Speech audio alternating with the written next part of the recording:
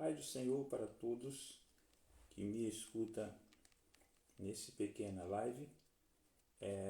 Aqui quem fala é o presbítero Jorge. Quero deixar 3 versículos na palavra de Deus. São Lucas 16, versículo 11, que nos diz assim, São Lucas 16, do 12 ao 15.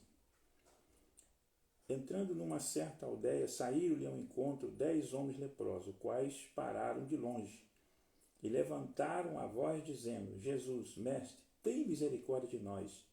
E ele, vendo, disse-lhe: ide, mostrai aos sacerdotes. Aconteceu que, indo eles, ficaram limpos.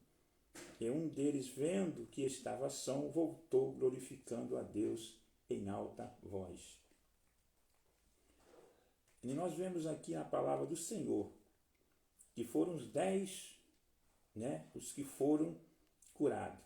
Quando Jesus passou tão somente nessa aldeia, havia 10 homens leprosos, e Jesus viu tão somente a situação, desses homens que estavam tão somente leprosos, e eles começaram então a clamar pelo nome de Jesus.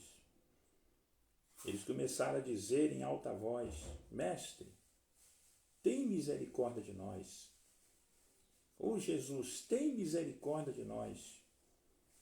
E quando Jesus ouviu aqueles homens clamando por ele, quando Jesus ouviu aqueles homens suplicando, porque eles não podiam entrar nem mesmo na cidade, porque a lepra naquela época era uma enfermidade que contaminava as outras pessoas, então eles ficavam ali reservados em aldeias, sozinhos, sem parentes, sem família, por causa da enfermidade. Mas Jesus, o Filho de Deus, aquele que veio aqui na terra para tão somente curar, libertar, transformar e também salvar as almas perdidas, ele teve íntima compaixão naqueles homens. Ele não virou as costas, ele não foi embora, ele não deixou tão somente aqueles homens da maneira em que estava. Mas ele apenas disse uma palavra com autoridade: ide e mostrai aos sacerdotes. E a Bíblia diz que aqueles homens então saíram e foram até tão somente em direção aos sacerdotes. E no meio da sua caminhada, eles ficaram limpos da sua lepra. Diz a Bíblia que aqueles 9 seguiram em frente, mas havia um que naquele exato momento que foi curado, ele colocou no seu coração: pera lá, eu preciso voltar para agradecer àquele que me curou, e é o que eu vou fazer, porque o meu coração está falando isso.